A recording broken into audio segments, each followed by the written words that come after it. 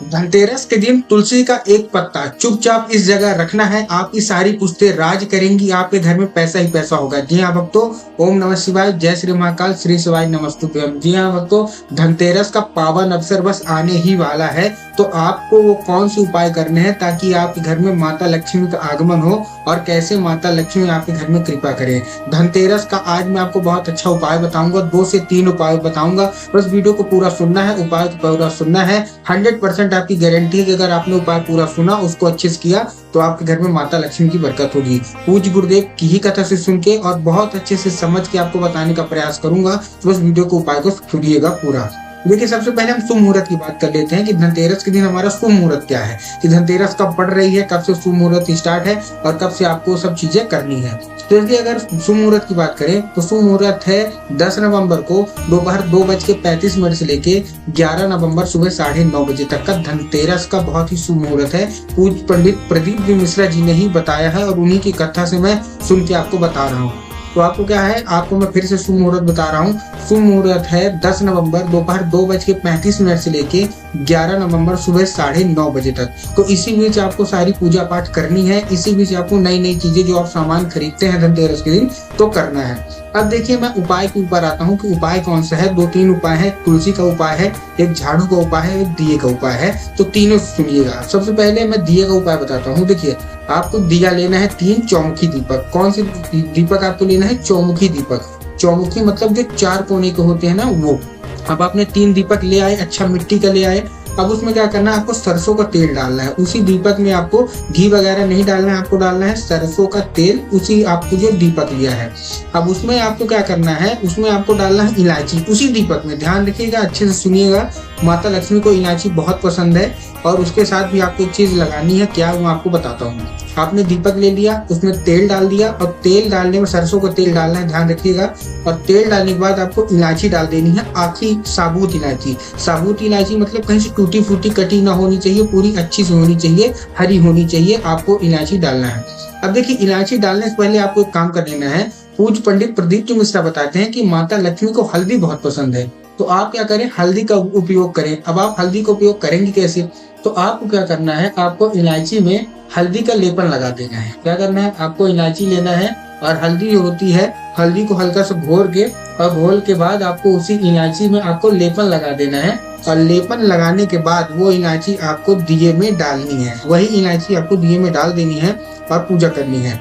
देखिए, अब आपने सोचा होगा कि हमारे पास 3 दीपक है, उसको कहाँ कहाँ रखना है। ठीक, तो पहला दीपक आपको रखना है माता तुलसी के पास। अब आपको भी पता है कि कार्तिक का पावन महीना चल रहा है, तो माता तुलसी की कितनी महिमा होती है। तो माता तुलसी को अगर आपने प्रसन्न कर लिया, तो उनकी जो कृपा है वो आपके ऊपर आ जाएगी, बरसेगी पूरे घर में।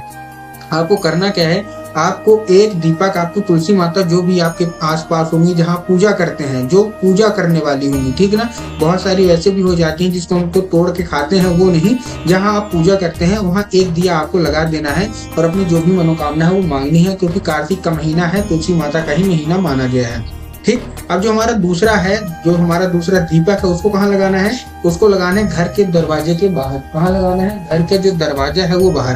पूज्य पंडित प्रदीप जी मिश्रा कहते हैं कि माता लक्ष्मी और दरिद्रता दोनों आपस में बहने हैं, लेकिन फर्क सिर्फ इतना ही है कि जहाँ दरिद्रता रहती है वहाँ माता लक्ष्मी का आगमन नहीं होता, और जहाँ माता लक्ष्मी का आगमन रहता है वहाँ दरिद्रता छू भी नहीं सकती। तो आपको करना क्या है, आपको अपने घर के द्वार के बाहर ये दीपक लगाना है ताकि दरिद्रता का अंदर आगमन न हो पाए और माता लक्ष्मी का ही आपके घर में आगमन रहे।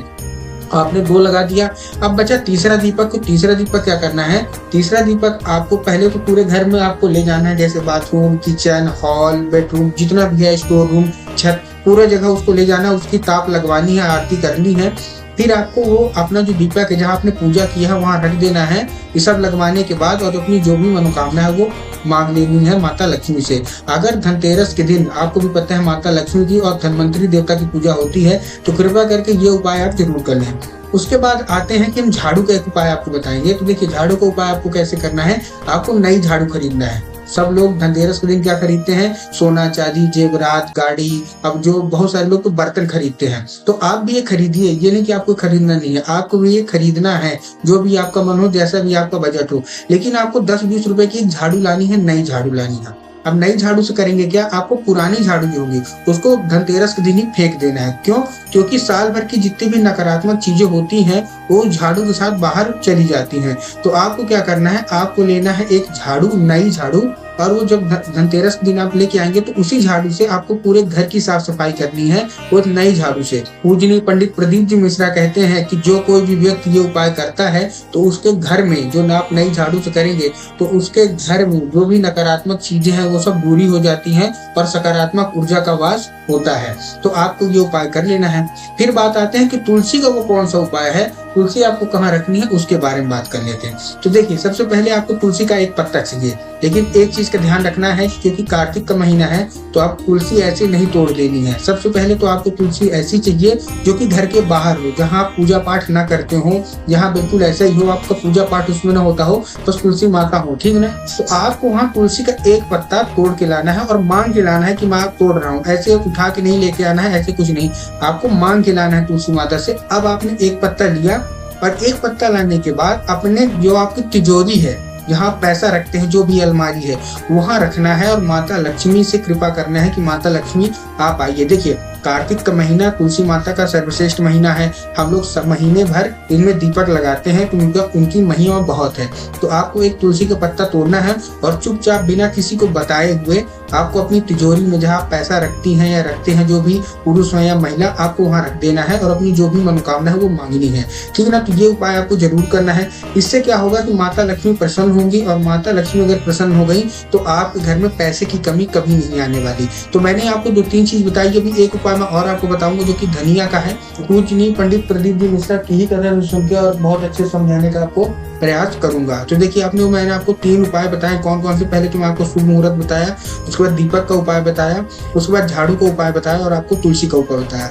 एक और उपाय आप सुन लीजिए। पूजनीय पंडित प्रदीप जी मिश्रा बताते हैं कि आपको धनिया लेनी है। धनिया कौन सी? आखी धनिया, मतलब जो खड़ी धनिया होती है, पिसी धनिया आपको नहीं लेनी है। आपको धनिया लेनी है जो पिसी ना हो, खड़ी धनिया हो। अब उसको धनिया को लेके आना है और जहाँ पूजा करेंगे वहां रखनी है और उसमें से एक चांदी का सिक्का डाल देना है। अगर आपके पास चांदी का सिक्का है तो ठीक है, अगर नहीं है तो आप चांदी का सिक्का मत डालिए, कोई भी नॉर्मल 1-2 रुपए, 5 रुपए, 10 रुपए का आप सिक्का उसमें डाल दीजिए।